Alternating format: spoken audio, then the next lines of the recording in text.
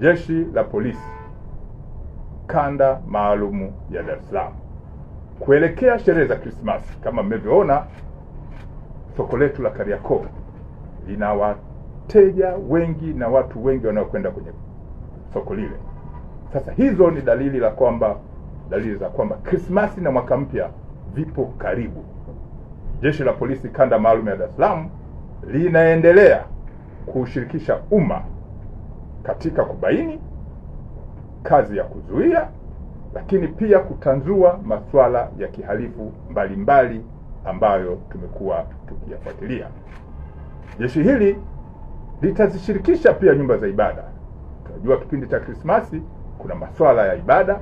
Tutazishirikisha nyumba za ibada na waumini wake kuhakikisha kwamba tunakuwa na mifumo mizuri ya kuzuia vitendo vya kihalifu, lakini kubaini mapema na ikibidi kuwakamata watuhumiwa mapema kabla hawajafanya matukio ya kihalifu.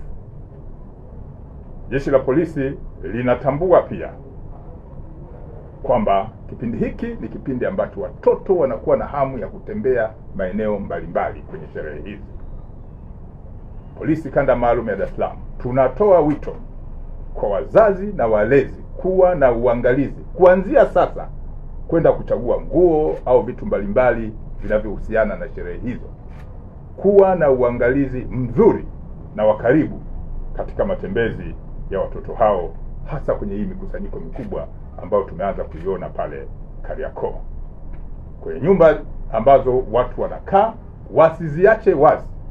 Wakati wote tumekuwa tukisisitiza nyumba zisiachwe wazi ili isitokee fursa ya uhalifu kufanya vitendo vya kihalifu. Swala la usalama barabarani, sisi Jeshi la Polisi Kanda Maalumu ya Dar es Salaam, kwa sababu malengo yetu ni kuzuia, tumeanza ukaguzi wa kushtukiza wa watumiaji au madereva wanaotumia vyombo vya moto. Tutawapima vilevi kwa sababu tumebaini miongoni mwa vyanzo vya ajali ni pamoja na ulevi. Kwa hiyo tutafanya vipimo vya kushitukiza kwa mtu yoyote tutakayemuona anafanya dalili za kutaka kusababisha ajali barabarani, au yoyote tutakaye dhani kwamba anaendesha chombo cha moto bila kufuata utaratibu wa kisheria.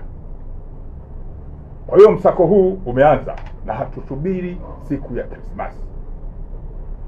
Polisi inaendelea kutoa wito kwa watumiaji wengine wa barabara ambao sio wa vyombo vya moto kuzingatia sheria